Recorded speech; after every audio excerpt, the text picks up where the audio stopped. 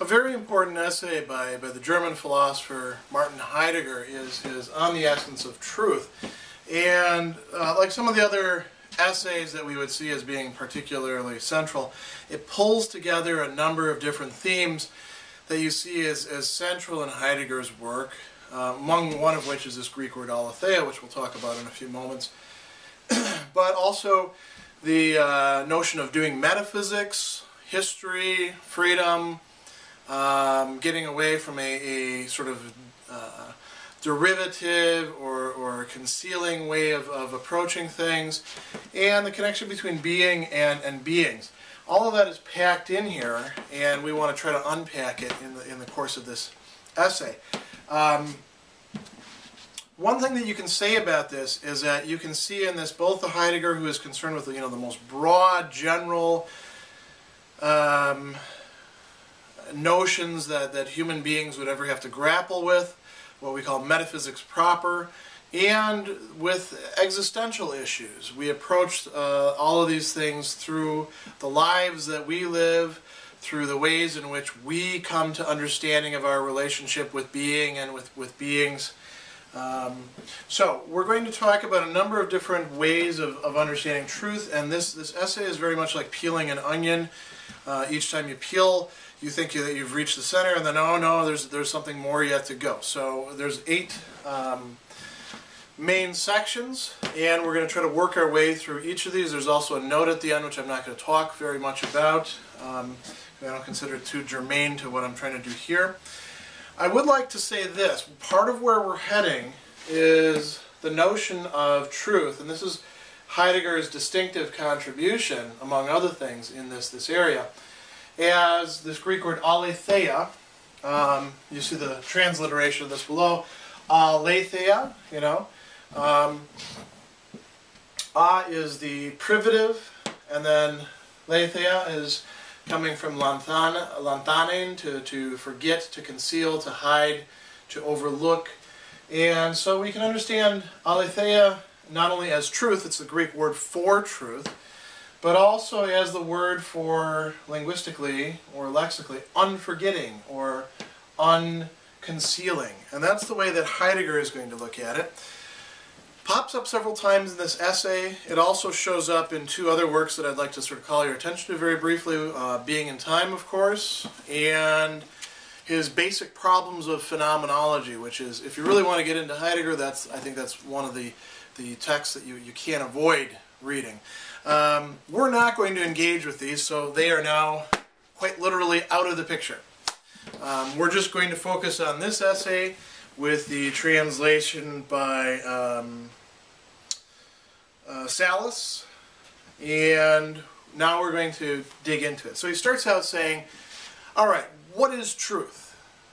We have all sorts of truths, and truth we talk about popping up in all different walks of life, in all different areas, like he says, practical experience, economic calculation, technical consideration, political sagacity, scientific research, artistic composition, thoughtful reflection, or cultic belief. What connects all of these together? That's what we want to ask about when we're asking about an essence. We want to know not just what is truth in this area, what is truth in that area, what is truth per se. And he says, from a common sense point of view, this is seen as getting away from any sort of specificity. It's very abstract, and this is probably not going to pay off for us to ask these kind of questions. So Heidegger wants to contrast common sense ways of approaching things from radical thinking, going back to the roots. Radical means going to the roots. So sound common sense, he says, harps on the demand for palpable utility, inveighs against knowledge of the essence of things, whose essential knowledge has long been called philosophy. And he says common sense has something going for it. It works with what's obvious, with what is closest to hand. But if you want to do philosophy, it's not to say that you abandon common sense. You just realize that common sense is not your standard for doing philosophy, for getting behind the appearances of things, for getting behind what's been concealed to bring it to light. Common sense is superficial. It works with the top layer of things, not the depths. So, it says, in calling for actual truth, we must already know what truth as such means. On some level, Heidegger thinks that we already grasp to a certain degree what it is for things to be true, for conduct to be true, for our minds to be true, for our language to be true, but we're not yet articulating it. So he wants to start out with some basic ideas. What's the usual concept of truth? And he walks us through a kind of three-part process, he says. The true is the actual. Something is true when it has actuality. So, for example, he says, it's a true joy to cooperate in the accomplishment of this task. What does it mean? I'm actually experiencing joy.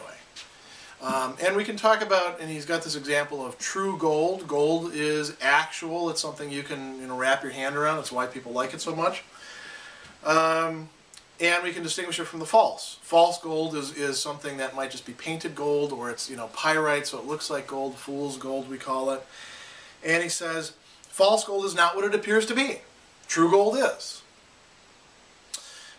False gold is merely a semblance, thus is not actual. So we contrast semblance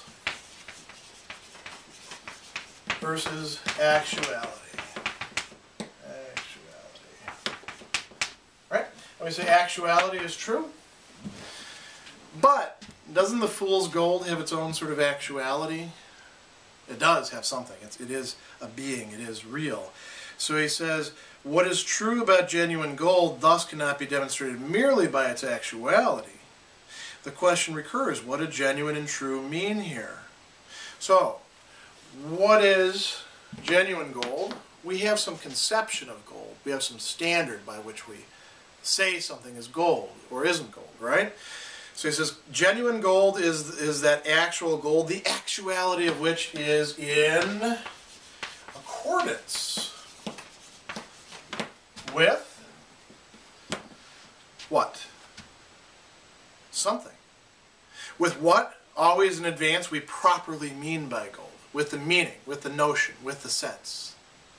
So, what does it mean to be a true friend? Well, it means to be in accordance with some sort of notion of friendship. Right? He says whenever we suspect false gold, we say there's something not in accord. Something doesn't jibe here, we would say in English. Stimmt nicht in German. It's the verb that he's using. On the other hand, we say of whatever it is, as it should be, it is in accord. The matter is in accord. Die Sache stimmt.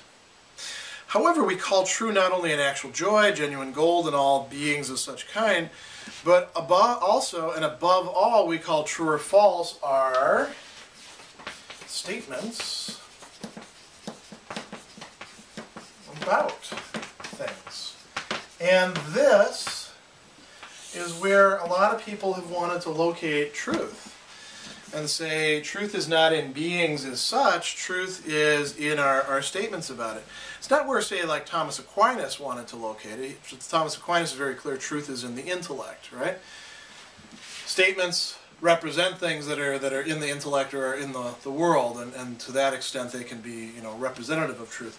But if we look at modern times, many people have wanted to interpret truth as merely being a property of statements. Now that's kind of an interesting thing to say. So he says the true, whether it's a matter or a proposition, is what is it accords? What is accordant? Being true and truth here signify accord, and thus in a double sense. The consonance of a matter with what is supposed in advance regarding it. On the other hand, the accordance of what is meant in the statement with the matter. So he's actually talking about a dual character here. Dual as in true. I think if we actually want to pay close attention, we got to talk about three terms, however. And so I'm going to put this up here because we're going to make reference to this over the course of this time. We have the matter, or you can call it the thing.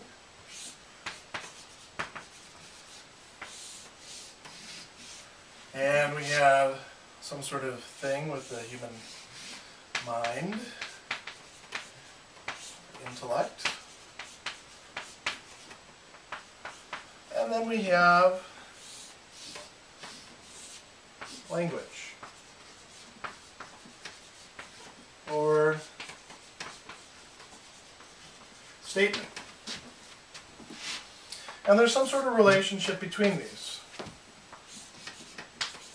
There can be this relationship of concordance or harmonization, however you want to translate stimmen. Accordance is the translator's choice there. Matters or things, you know, can accord with the mind, our standards about things. How do you know something's gold? You measure it by the standards that you have. How do you know that things in your mind actually map onto things in the world? Well, you know, see what you've got in your head and then see whether it maps onto the stuff out there. But we also have language. And there's a link here as well, because language is used to represent or even to articulate what it is that we have in our mind. So these are three things that are connected with each other, and they can come together. So he says the dual character of the accord here is brought to light by the traditional definition of truth.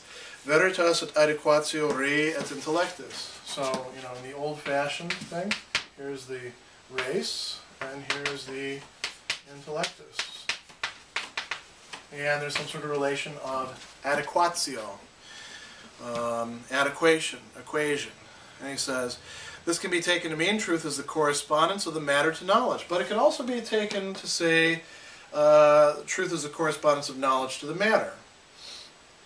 So we can go either way with this. And Heidegger says they're not mere inversions of the other. On the contrary, in each case, intellectus and res are thought differently. In order to recognize this, we have to trace the formula back to its most recent, that is, medieval origin. Veritas et adequatio re ad intellectum, adequation of things to the mind, does not imply the later transcendental conception of Kant, where the mind is what sort of imposes order on things. Rather, what mind are we talking about? The divine mind. It's, for somebody like Thomas Aquinas, it's the divine mind which is creative of all things, and things have their properties and are what they are because their ideas actually exist in the divine mind, which used those ideas as the model by which to create them. So Heidegger goes on, he says, if all beings are created, the possibility of the truth of human knowledge is grounded in the fact that matter and proposition measure up to the idea in the same way, and therefore are fitted to each other on the basis of the unity of the divine plan of creation. So if you got God in the picture, that's one way to go. You can say, look, divine mind, language, our minds, matter, things, the way the world is, map onto that. I'm going to skip ahead a little bit. He says, if you want to get away from this, maybe you say, well, we take God out of the picture. But do you really? Or do you substitute something else in there in place as that which assures this concordance? He says, detached from the notion of creation can also, this order can be represented in a general and indefinite way as a world order. And you can do this if you're an atheist, you can do this if you're like devoted to science, you can do this from all sorts of perspectives. German idealism. The theologically conceived order of creation is replaced by the capacity of all objects to be planned by means of a worldly reason which supplies the law for itself and thus also claims that its procedure is immediately intelligible or logical. And this is the great dream of the Enlightenment. We shall remake the world in the image of man and make everything completely rational and then totally knowable. So Heidegger thinks that that is actually concealing something from us as well. And he says the definition of the essence of truth is independent of the interpretation of the essence of being of all beings, which always includes a corresponding interpretation of the essence of man as the bearer and executor of intellectus. That's what's wrong with these notions of truth. They leave human beings out of the picture, even when they're making human beings, you know, sort of the central feature of it. They also ignore the relationship of us to the being, capital B, of beings. So, there's some untruth here. There's a non-agreement of being with its essence. That's going to be a problem.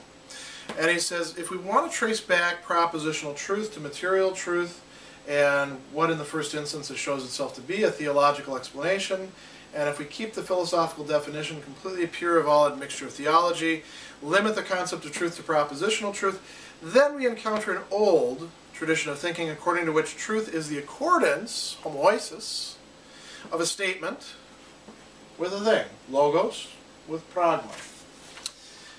Now, we're moving into section 2. That's a kind of strange thing to think about. We have no problem understanding this sort of thing when we're just talking about it, but if we look at it and we pay close attention, all sorts of weird paradoxes arise. Consider two objects. Actually, I'll bring these back in. He talks about 2 coins, but let's talk about 2 books, right?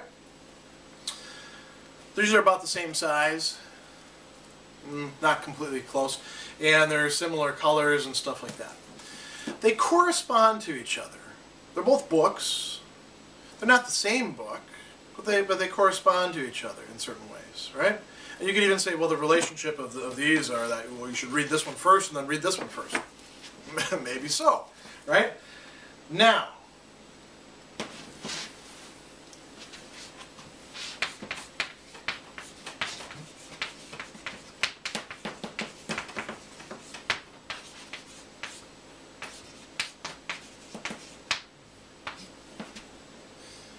go ahead and read this. I don't just mean read the words that are there. Read the book.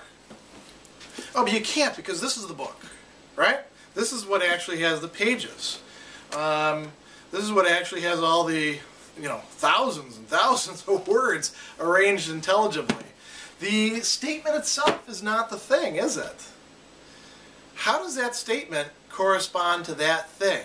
This particular book and not this book, or not this coffee cup.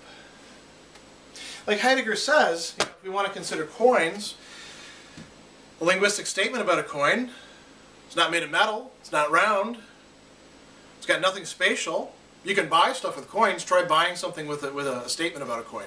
I'm going to give you a statement about $100 and you'll give me $100 worth of goods. Not going to happen, right? So what's this correspondence then? What is this between them? He says, in spite of the dissimilarity, the above statement as true is in accordance with the coin. This above statement being about the coin. And according to the usual concept of truth, this accord is supposed to be a correspondence. How can what is completely dissimilar, the statement, correspond to the coin? It would have to become the coin. That doesn't happen, does it? And in this way relinquish itself entirely. It would no longer be the statement, he says. The statement never succeeds in doing that. The moment it did, it would no longer be able as a statement to be in accordance with the thing. It would be over here in this realm rather than being down here. In the concordance, he says, the statement must remain, indeed, even first become what it is. And that's a great way of saying it. It must become what it is. We tend to look at language as if it's something fairly inert, neutral. It's just up to us, whatever we do with our minds, we make the language, and then that represents the things. Heidegger says, correspondence here cannot signify a thing-like approximation between dissimilar kinds of things. This is a different type of being. So what is this correspondence here? He talks about this as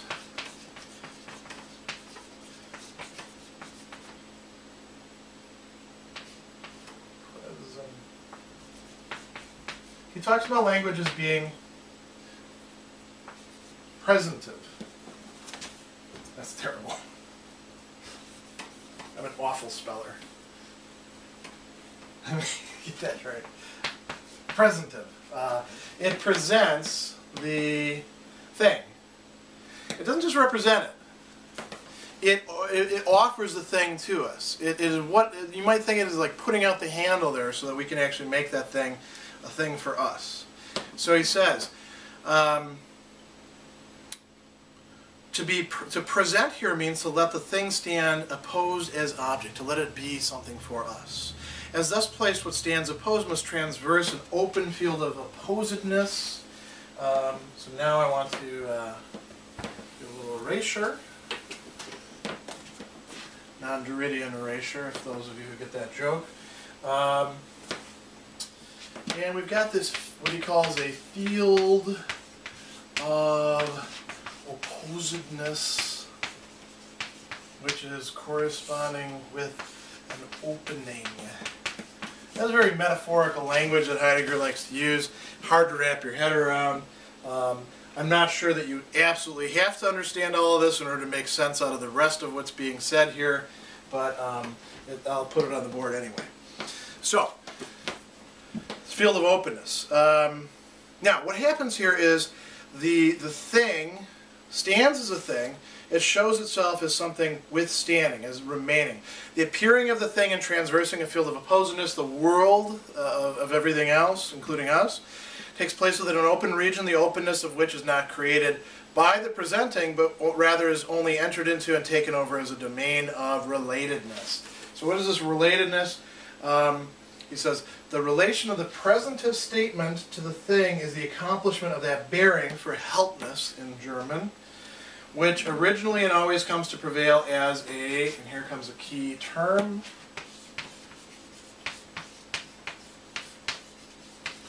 comportment.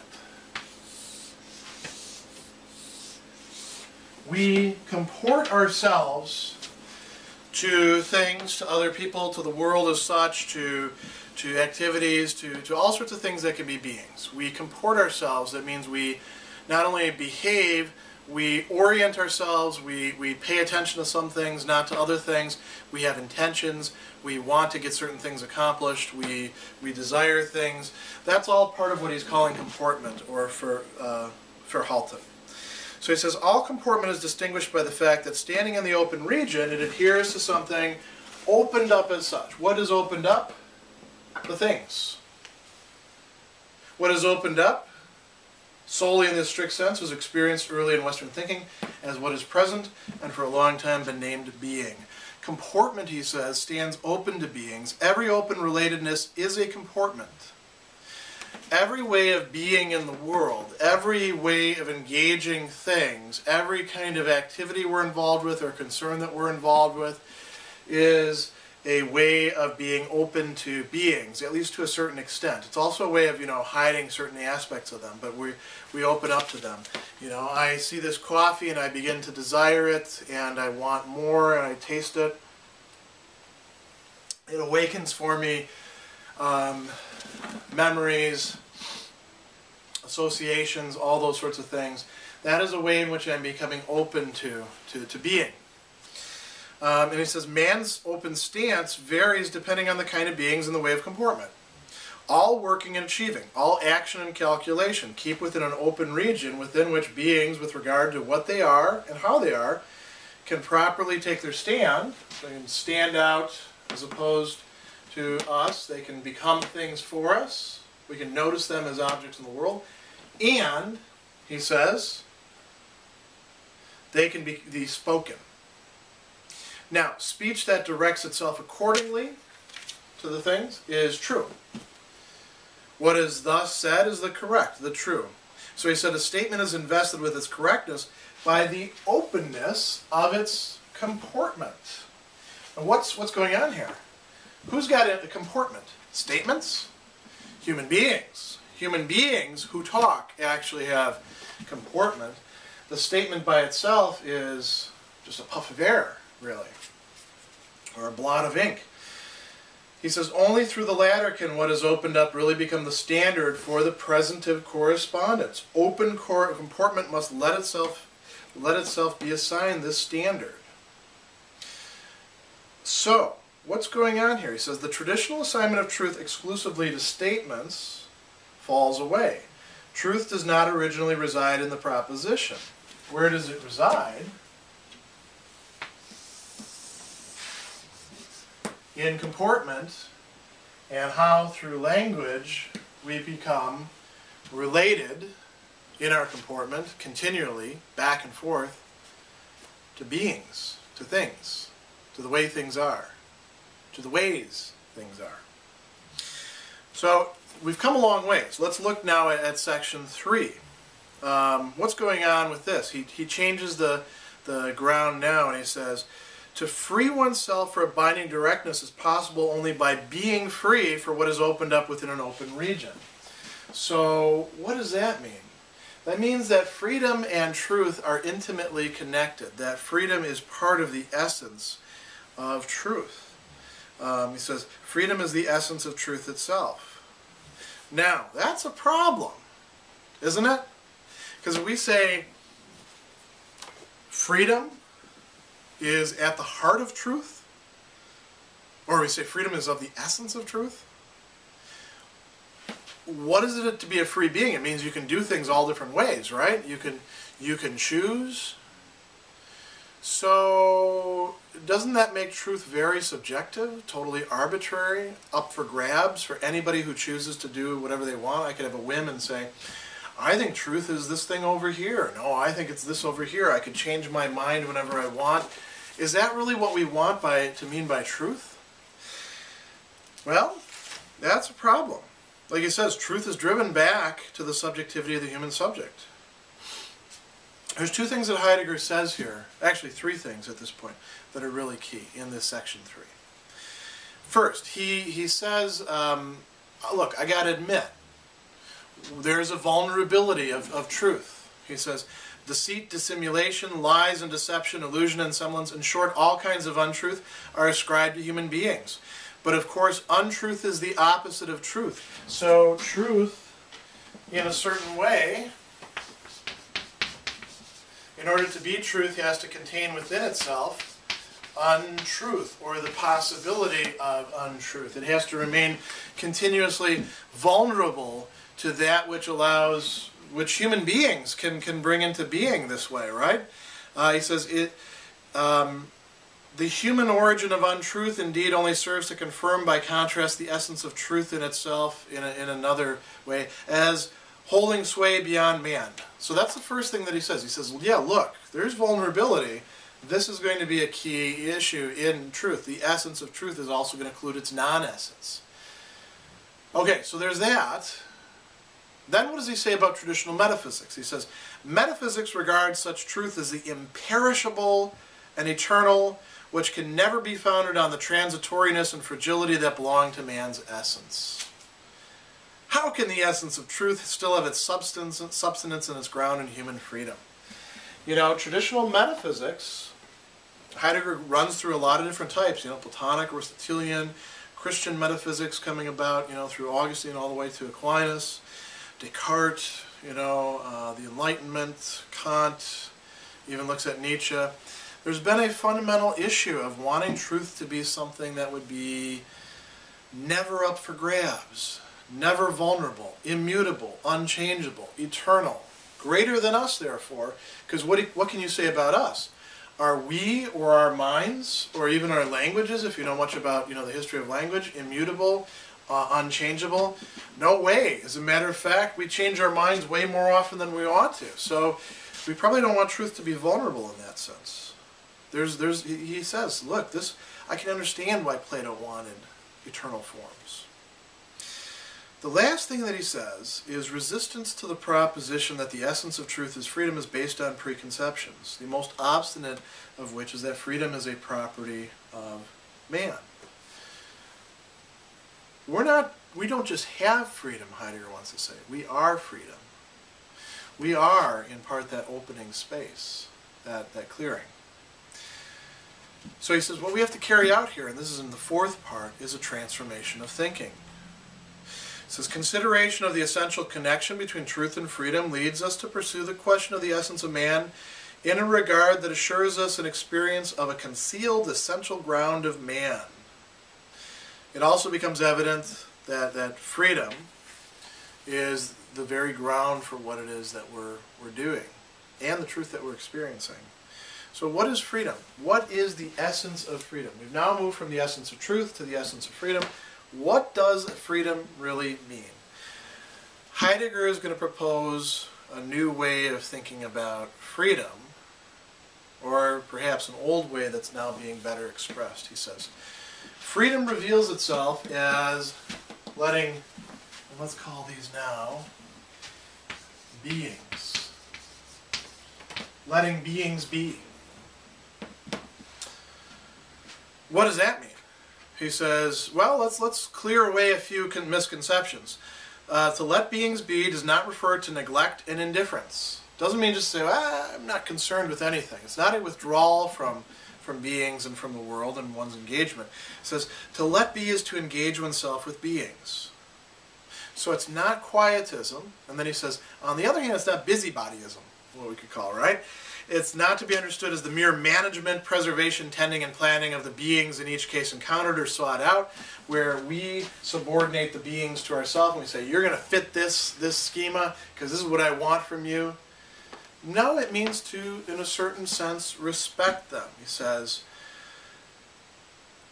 to let be is to engage oneself with beings. To let beings be as the beings which they are means to engage oneself within the open region and its openness into which every being comes to stand, in which a world forms for you, bringing that openness, as it were, along with itself. Now, here's where he first brings up truth as Aletheia. An undoing of the concealment, of the forgetfulness, he says. This is the unconcealed. If we translate Aletheia as unconcealment rather than truth, this translation is not merely more literal, it contains a directive. A directive to us, the human being, taking in all these things, to do what? To rethink the ordinary concept of truth in the sense of the correctness of statements, and to think it back to that still uncomprehended disclosedness and disclosure of beings. So, we've come a long ways. We've been thinking about what does it mean for things to be true. Originally we started out with, well, it's primarily about statements, but then we realized, well, statements are about the things. What is it for those things to be true? Is it that they conform to some sort of mind? No. As a matter of fact, we have to be willing to let beings be in our comportments in relation to them, and through that we have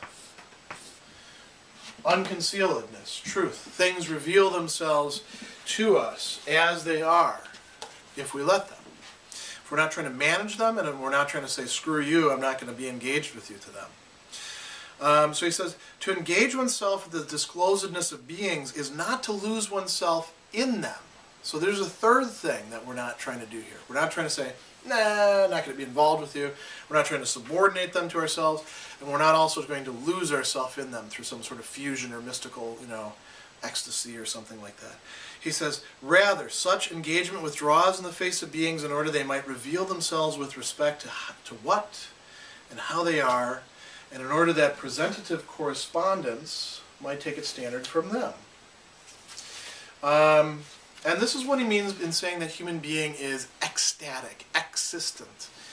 Heidegger is stressing the ek of that, outside, going outside of oneself. And he says, freedom is not merely what common sense is content to let pass under this name, caprice, turning up occasionally in our choosing, inclining in this direction. It's not mere absence of constraint, nor is it mere readiness for what is required and necessary prior to all this negative and positive freedom.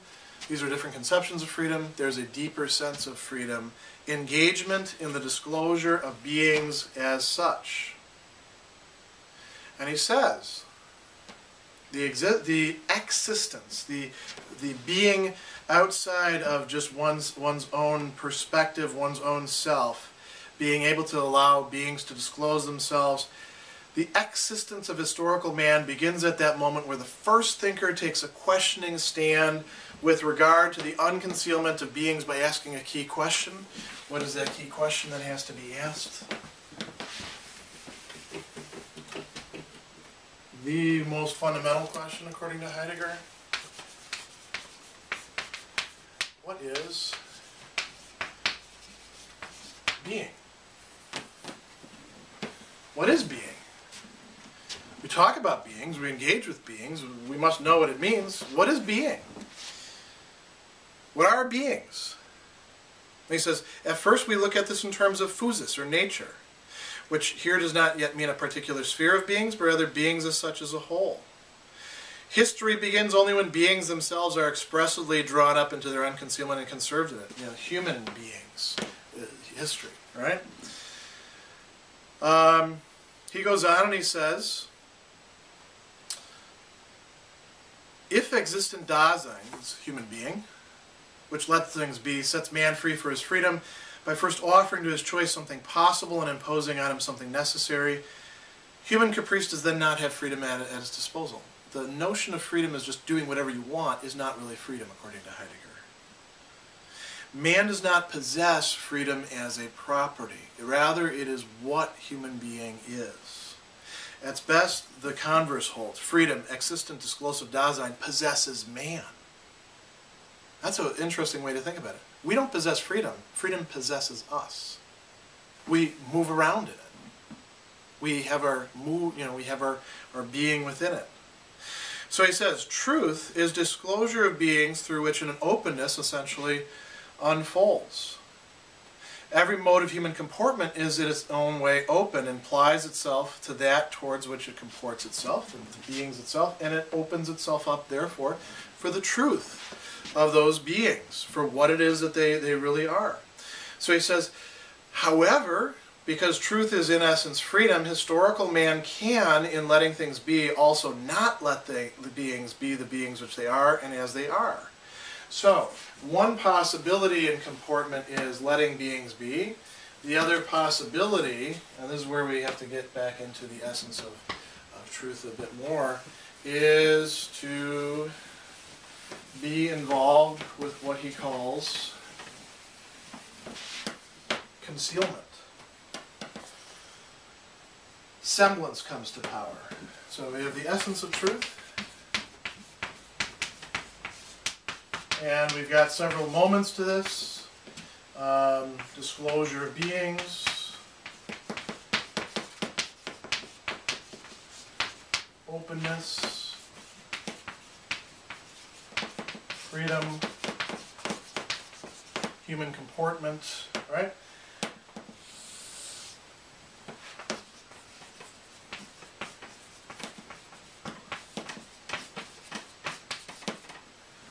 What allows this to be is Dasein, human being, and its comportments. Right? That can go this way, that can go this way too. These are equal possibilities. So, what is this? Concealment. Hiding things from ourselves, hiding the beings from ourselves. So he says, in it the non-essence of truth comes to the fore. So he says, the non-essence of truth cannot first arise subsequently from mere human incapacity and negligence. The opposite of truth, truth's dark shadow, is there in it. And it's not like, first there's truth, and then we come along and we screw it up by choosing, untruth, and untruth is just our not corresponding to this. No, that's a possibility for us, and as a matter of fact, these are like, in real life, in real comportment, they're like locked up together, and we like shift from one to the next very easily. Later on, he'll say we oscillate between the two of these. So he says, untruth must derive from the essence of truth, only because truth and untruth are in essence not irrelevant to each other, but rather belong together. Is it possible for a true proposition to enter into the pointed opposition with a corresponding untrue proposition? Remember how, again, to go back, how is it that language represents? How can it correspond to things? How can something not correspond then? Because truth and untruth are intimately intertwined. So he says, okay, that's a mind blower there, right? He says, how are we to comprehend the non-essence in the essence of truth? And he's not going to answer that directly. Now he's moving from part 4 to part 5. And in part 5, he starts out talking about attunement, or it often gets translated as mood. In part 6, he's going to talk about untruth as concealing. So let's see what he means first in talking about attunement. He says, so the essence of truth reveals itself as freedom.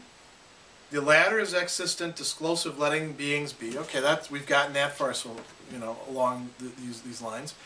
Every mode of open comportment flourishes in letting beings be, and in each case is a comportment to this or that being. So it allows truth to be for those, right? As engagement in the disclosure of beings as a whole as such, freedom has already attuned all comportment to being as a whole. So there's a new important thing. It's no longer just to beings, it's to being as a whole. So we attune ourselves to being as a whole. Now what does that mean? He says, being attuned can never be understood as just experience, not just feeling. We're missing its essence if we do that. He says, it's interpreted on the basis of something like life or soul that can maintain the title of essence only as long as it bears itself a distortion. So what is being attuned for us? It says, existent exposedness to beings as a whole can be experienced, can be felt, only because the man who experiences, without being aware of the essence of attunement, is already engaged in being attuned in a way that discloses being as a whole. So our feelings are ways of experiencing. Let's think about feelings for a moment, our emotions.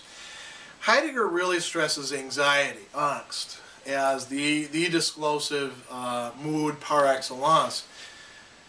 Think about how different the world is for you when you're just ticked off, frustrated, and nothing seems to be going right. You see sides of things that you didn't see before, and you're not happy with them. Now, think about the way in which you feel when you're sad, and not just sad over something that happened that maybe can't be repaired, like somebody dying, but sad in a fuller, broader sense. You experience being as a whole in a different way, a kind of shrunken way, but also a way that sometimes to be melancholy, and I can tell you this from experience, opens you up to experiencing being perhaps in some ways more fully than the happy-go-lucky person who just sort of wanders around and everything's okay for them. Now, happiness or genuine joy is another mode of disclosure of beings. It reveals different sides to them. Or think about gratitude, something Heidegger didn't talk much about, frankly, but which some of Heidegger's followers have talked quite a bit about.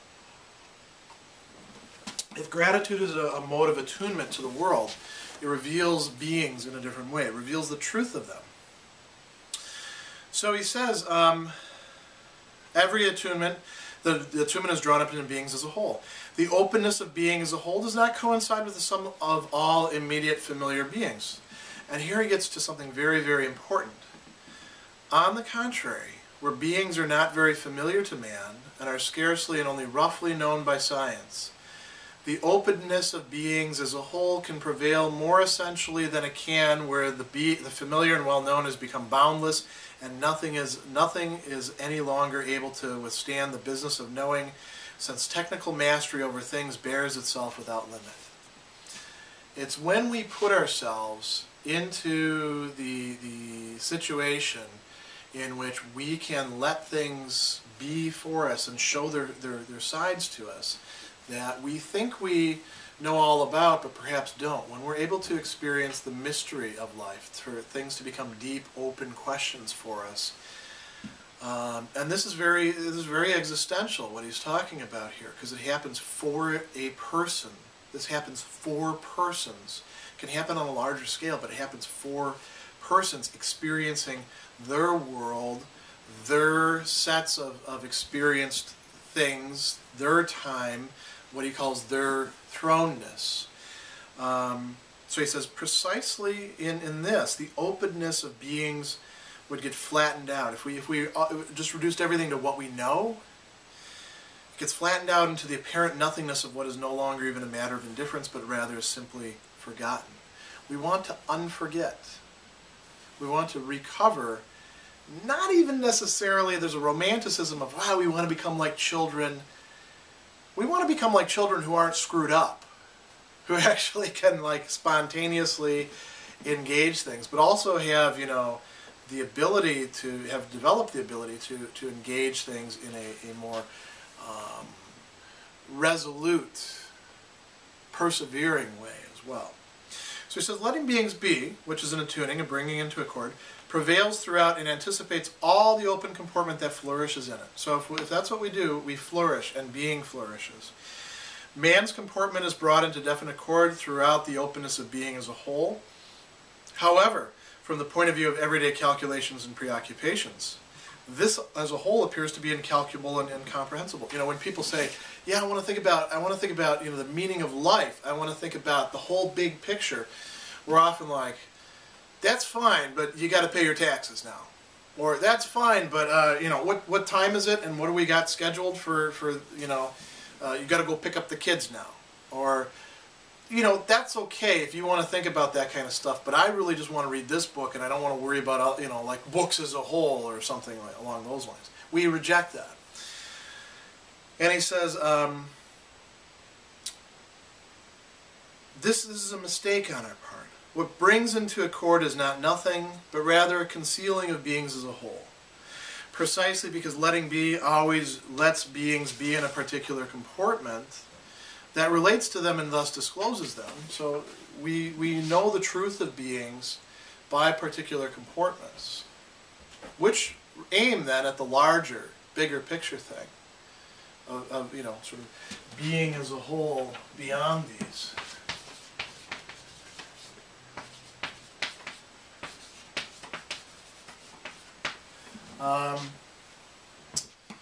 At the same time, we introduce concealment. You can't have the one for Heidegger without having the other. We conceal beings as a whole. Letting be is intrinsically at the same time a concealing. So, let's go on now to section 6, which is really at the core of this, untruth as concealing. As we're moving into section 6 now on the essence of truth, what we're doing is we're moving to much larger scale, larger picture, epochal metaphysics, as Heidegger likes to conceive of it, and we're getting away from the individual human being and talking more now about like truth in general, falsity in general, being, and metaphysics. So he says, what we're going to look at now is how these are connected with each other. Concealment and truth as disclosure or as Aletheia. And he says, concealment deprives Aletheia of disclosure but does not render it privation, stasis. Rather, it preserves what is most proper to Aletheia as its own. What does that mean? Well, that means that within the very structure of human being and its comportments towards being and beings, there's always some disclosure and then there's always some concealing. So he says, the concealment of beings, and again, this is that basic point, it's not something subsequent, it's not something secondary, it's there from the start. The concealment of beings as a whole does not first show up subsequently as a consequence of the fact that knowledge of beings is always fragmentary. It's not like we're ever going to get away from this. The concealment of beings as a whole, untruth proper, is older than every openness of this or that being. Every comportment involves this, you could say. It is older than letting be itself, which in disclosing already holds concealed and comports itself towards concealing. And here Heidegger is going to use the term mystery, Geheimnis. He says, what conserves letting be in this relatedness to concealing, these things? Nothing less than the concealing of what is concealed as a whole. The concealedness of what is concealed as a whole. The very fact that something is being concealed is itself something that gets concealed in the process, something we lose sight of, something we forget about. So then if that happens, then we don't suspect that there's something there to open up to try to get at the aletheia, the revelation there. He says, nothing less than the concealing of what is concealed as a whole, that is, the mystery. Not a particular mystery regarding this or that, but the one mystery, he says, the single overarching mystery as such, that in general mystery, the concealing of what is concealed, as such holds sway throughout man's Dasein, man's existence, man's being in the world and towards beings. So what is this? He says, the proper non-essence of truth is the mystery. And you might say, whoa, what does that mean? Okay, well that means this is the essence of truth, to reveal, to open up, right? Also freedom. This is the non-essence of truth. Untruth, the non-essence.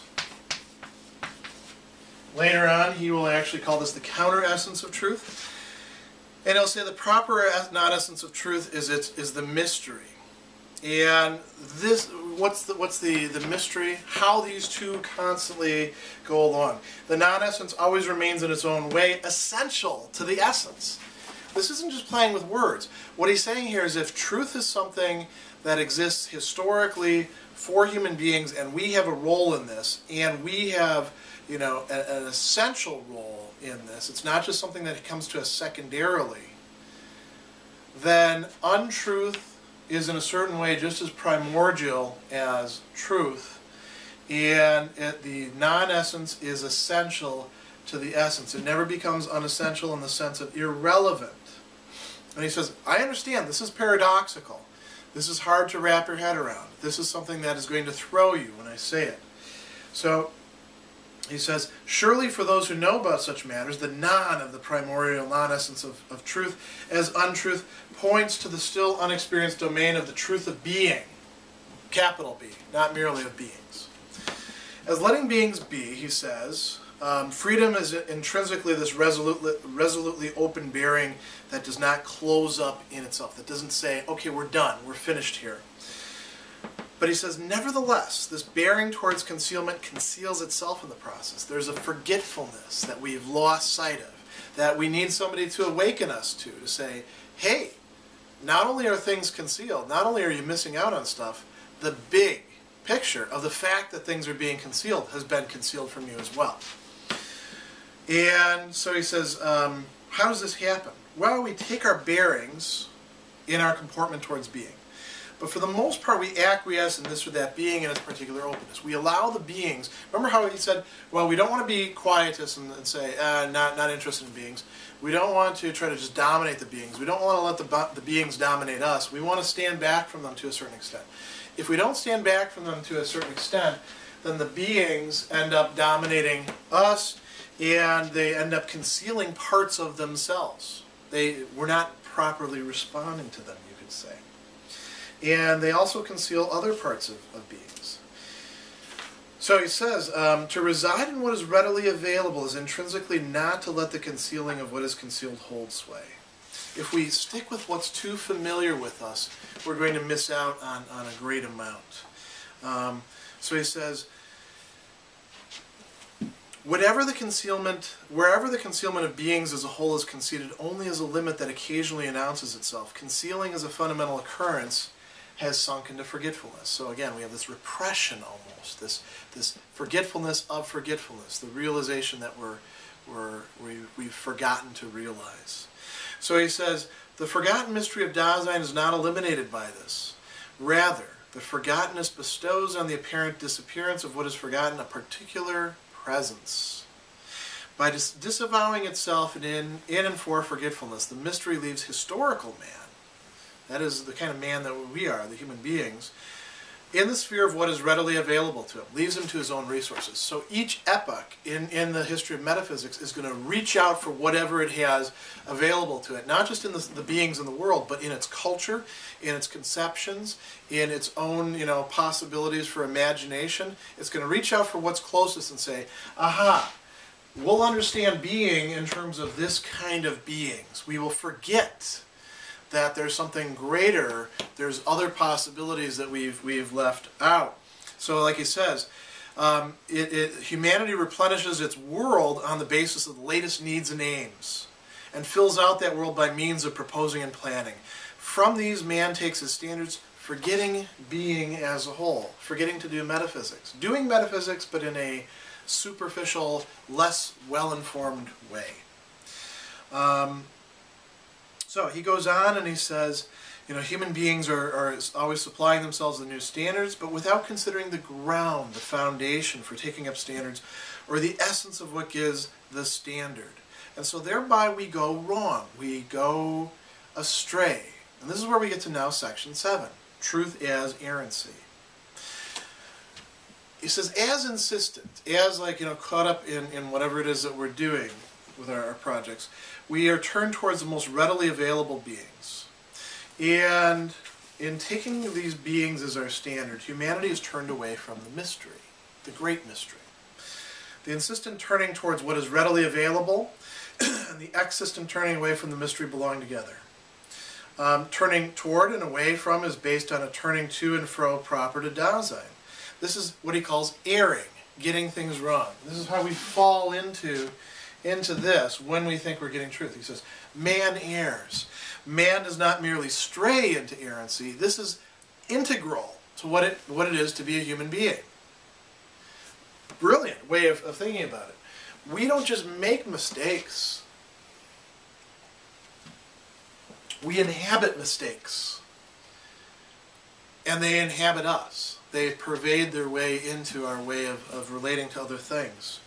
He says, errancy belongs to the inner constitution of the Dasein into which historical man is admitted. The kind of way of living as a human being that we have as historical beings. Like, you know, for example, for us, late modern beings in a technological society, that's our way of being. That's our Dasein.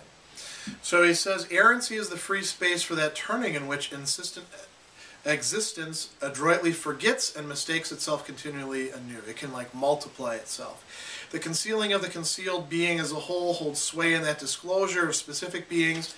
So we're paying attention to some things, some range of beings, and we're forgetting the rest. And we're forgetting the fact that we're forgetting the rest. So he says, this is the essential counter-essence. It's not just the non-essence, it's the counter-essence to the primordial essence of truth. Errancy opens itself up as the open region for every opposite to essential truth. So you notice openness, right? Freedom doesn't just mean freedom to let beings be and disclose beings. It also means the freedom to screw things up, to take the wrong stance, to go slightly astray and then even more astray and more astray.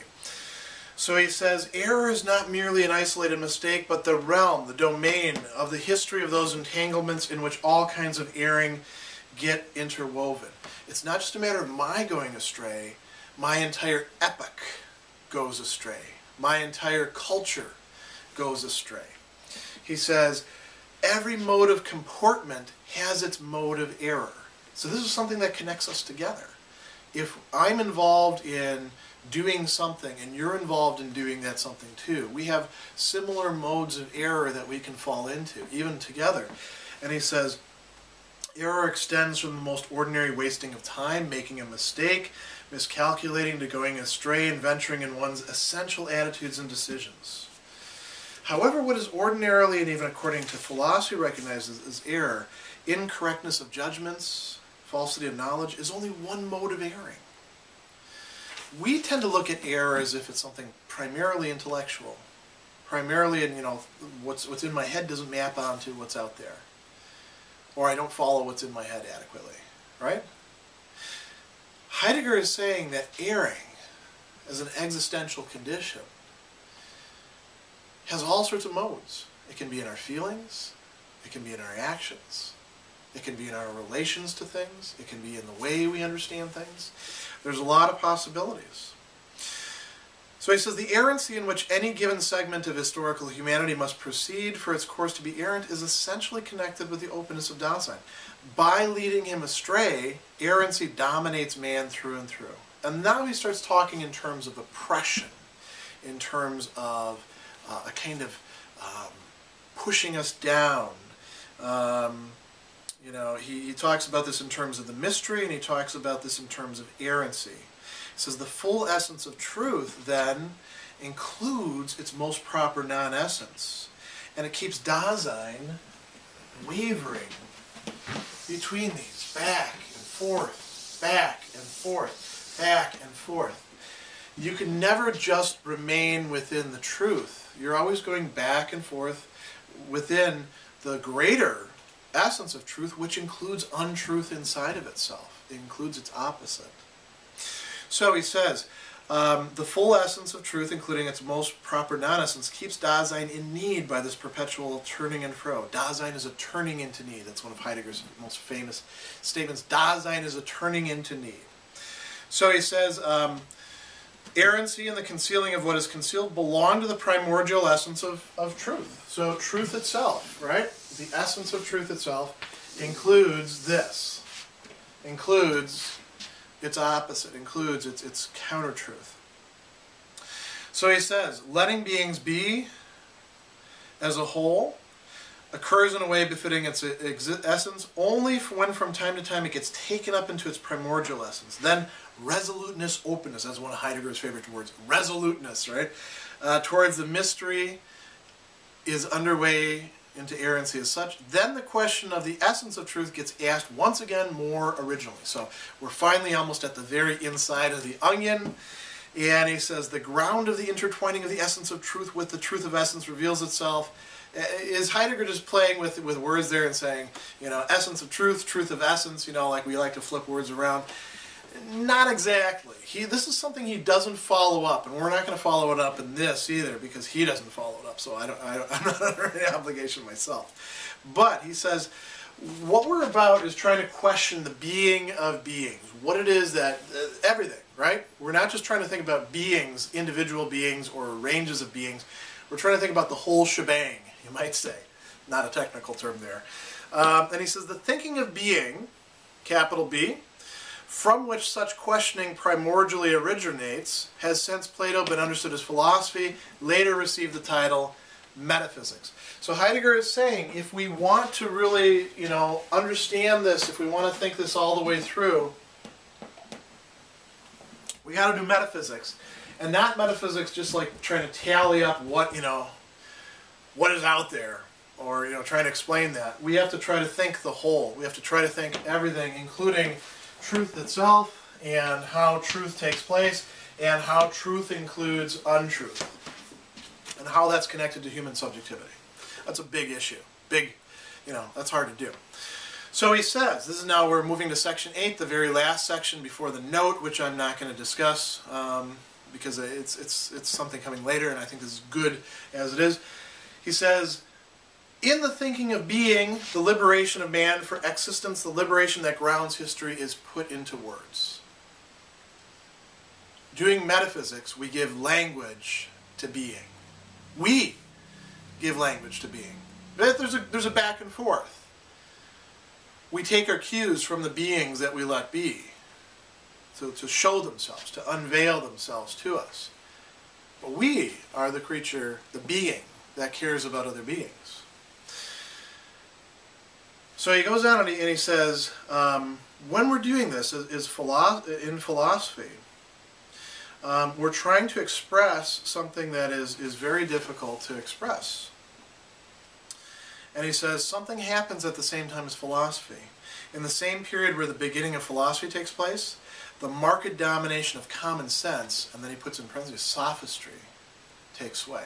So common sense, remember common sense is superficial? Sophistry appears to be a little bit deeper, but it's also equally superficial. And he says, sophistry appeals to the unquestionable characters of the beings that are opened up and interprets all thoughtful questioning as an attack on, an unfortunate irritation of common sense. But what philosophy is about is actually, you know, trying to go beyond common sense. And he says, the full essence of truth contains the non-essence, and above all holds sway as concealing. So philosophy as questioning into this truth is essentially discordant. Philosophy itself reflects this back and forth. Philosophy itself is not going to be something that's neatly wrapped up in a bow, provided to you in a book, where you could have, you know, Heidegger for dummies and, Dasein, existence, truth, Aletheia. Oh, we got it all now. I'll figure it out. Great. Now we go on to do whatever we're going to do. It has to grip you. You have to be willing to live in that discordance in order to do philosophy. Like he says, philosophical thinking is especially the stern and resolute openness that does not disrupt the concealing, but entreats its unbroken essence into the open region of understanding and thus into its own truth. He talks about gentle sternness, stern gentleness involved in philosophy. So he says philosophy becomes a kind of questioning, a process, and that can become a comportment. Notice, philosophy itself can become the comportment of comportments, and it becomes a questioning which does not cling solely to beings, does not allow them to dominate it, but can, he says, can allow no externally imposed degree. And he says Kant actually got this right in these respects. He says this essential view of the determination of philosophy goes far enough to renounce every subjugation of philosophical thinking. If the goal is not just to think beings, but to think the being of beings, being as such, and the ontological distance between being, capital B, and lowercase b, philosophy cannot simply model itself after the sciences. It cannot be common sense. It actually has to open itself up and prepare for beings to talk to it. So he says, and here's where I'm going to actually end. He says, in the concept of essence, philosophy thinks being. In tracing the inner possibility of the correctness of statements back into the existent freedom of letting be as its ground, there was our first movement. Likewise, in pointing to the essential commencement of this ground and concealing and inerrancy, what we've done here, we want to show that the essence of truth is not the empty generality of an abstract universality, but rather that which self-concealing is unique in the unremitting history of the disclosure of the meaning of what we call being, doing metaphysics. What we for a long time have been accustomed to considering only as being as a whole, lowercase b. So, we've covered a lot of ground. We've moved away from our ordinary conceptions of truth, which we saw, there's something there, but they're not able to explain themselves. There's something missing to it. We have to probe deeper, and we went deeper, and we found out that truth is actually connected not only to attunement and things fitting together well, but to freedom, the human freedom. Not just freedom as such, but distinctively human freedom. And that's freedom which exists in relation to the beings that it allows to be. So there's this dialectic, this back and forth. Heidegger doesn't like the word dialectic, but I'm going to say it. Dialectic between us and the beings which we contribute something to, and they contribute something to us. And we saw that there's several different ways we can approach this, and even when we do it, even when we're dead on with it, we end up in this paradoxical condition where we realize that what is being revealed, there's still something being concealed in it. Truth contains within itself untruth. And that's just integral to the way it is. And that's not only a matter of something out there, that actually comes into Dasein itself. That is us, our comportments, our ways of relating to things. Errancy is not something that we just sort of, I screwed up and I fell into. It is part of our condition. And we want to avoid falling into fairly universal ways of just sticking with errancy and losing sight of what Heidegger calls the mystery.